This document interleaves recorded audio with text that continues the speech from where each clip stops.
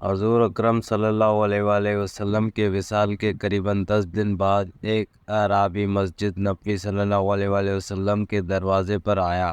اس اعرابی نے اپنا چہرہ چھپا رکھا تھا۔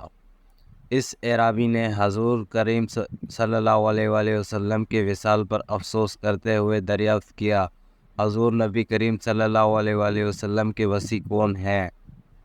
حضرت سیدنا ابو بکر صدیق رضی اللہ تعالیٰ عنہ نے حضرت سیدنا علی کرم الوجہ کی جانب اشارہ کر دیا۔ اس اعرابی نے آپ صلی اللہ علیہ وآلہ وسلم کی جانب توجہ کرتے ہوئے سلام کیا۔ آپ نے اس کے سلام کا جواب دیتے ہوئے اس اعرابی کو اس کے نام سے پکارا۔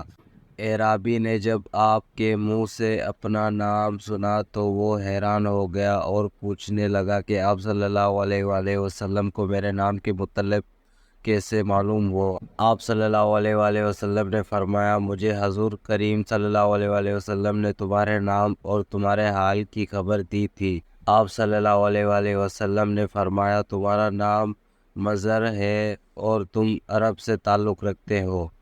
تم نے اپنے قبیلے کو حضور نبی کریم صلی اللہ علیہ وآلہ وسلم کی بعثت کی خبر دیتے ہوئے کہا تھا کہ تم تہامہ میں ایک آدمی کھڑا ہوگا جس کے رخسار چاند سے زیادہ روشن ہوں گے اور اس کی گفتگو شہد سے بھی زیادہ میٹھی ہوگی۔ وہ خچر پر سواری کرے گا، اپنے کپڑوں اور جوتوں کو خود پیوند لگائے گا، زنا، شراب خوری، سود اور ناحق قتل کو حرام قرار دے گا۔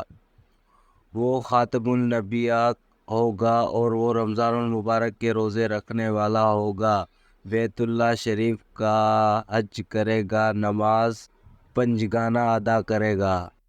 اے گروہ، اس پر ایمان لے آؤ اور اس کی تصدیق کرو۔ پھر تمہاری قوم نے تمہاری ان باتوں کو سن کر تمہیں قید میں ڈال دیا۔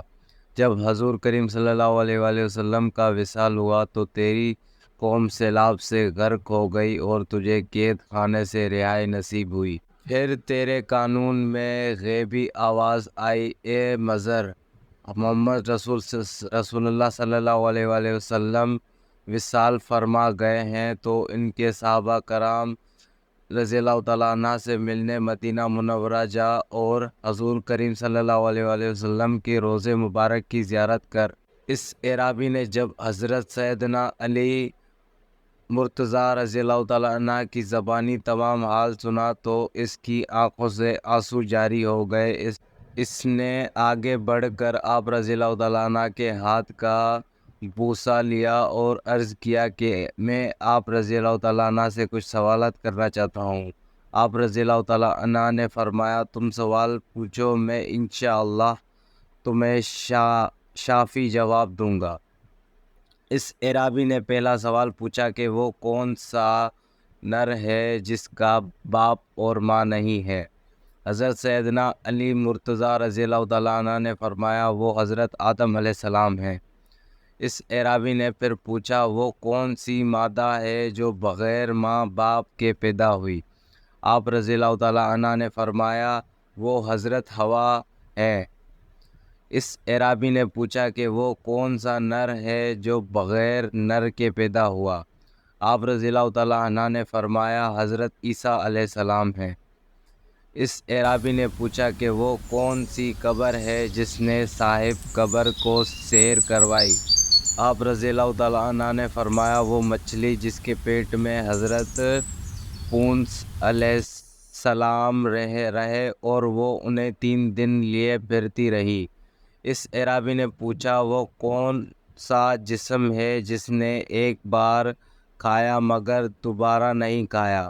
آپ رضی اللہ تعالیٰ عنہ نے فرمایا، وہ حضرت موسیٰ علیہ السلام کا عصا ہے جس نے سانپ بن کر فرعون کے جادوگروں کے جادو کو۔ اس اعرابی نے پوچھا کہ وہ زمین کا کون سا حصہ ہے جہاں ایک مرتبہ سورج کی کرنیں پڑیں؟ آپ رضی اللہ تعالیٰ عنہ نے فرمایا، دریائے نیل کی وہ سطح جو حضرت موسیٰ علیہ السلام کے عصا سے ظاہر ہوئی۔ اس اعرابی نے پوچھا کہ وہ کون سا پتھر ہے جس سے جاندار پیدا ہوا؟ آپ رضی اللہ تعالیٰ عنہ نے فرمایا یا حضرت صالح علیہ السلام کی اونٹنی۔ اس اعرابی نے پوچھا وہ کون سی عورت ہے جس نے 3 ساعت میں بچہ پیدا کیا؟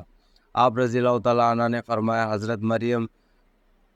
اس اعرابی نے پوچھا کہ وہ کون سے 2 دوست ہیں جو دشمن نہیں ہوتے؟ آپ رضی اللہ تعالیٰ عنہ نے فرمایا جسم اور جان۔ اس اعرابی نے پوچھا کہ وہ کون سے 2 دشمن ہیں جو کبھی دوست نہیں ہوتے؟ آپ رضی اللہ تعالیٰ عنہ نے فرمایا زندگی اور موت۔ اس اعرابی نے پوچھا کہ شے کیا ہے اور لاشے کیا ہے؟ آپ رضی اللہ تعالیٰ عنہ نے فرمایا شے مومن ہے اور لاشے کافر ہے۔ اس اعرابی نے پوچھا کہ رحم میں سب سے پہلے کون سا اوضاع بنتا ہے؟ آپ رضی اللہ تعالیٰ عنہ نے فرمایا انگشت شہادت۔ اس اعرابی نے پوچھا کہ قبر میں سب سے آخر میں کون سی چیز مٹی ہوتی ہے؟ آپ رضی اللہ تعالیٰ عنہ نے فرمایا بندے کے سر کی ہڈی۔ حضرت سیدنا علی مرتضیٰ رضی اللہ تعالیٰ عنہ نے جب اس اعرابی کے سوالات کے شافی جوابات اسے دیے تو اس نے بے اختیار آپ رضی اللہ تعالیٰ عنہ کا ماتھا چوم لیا۔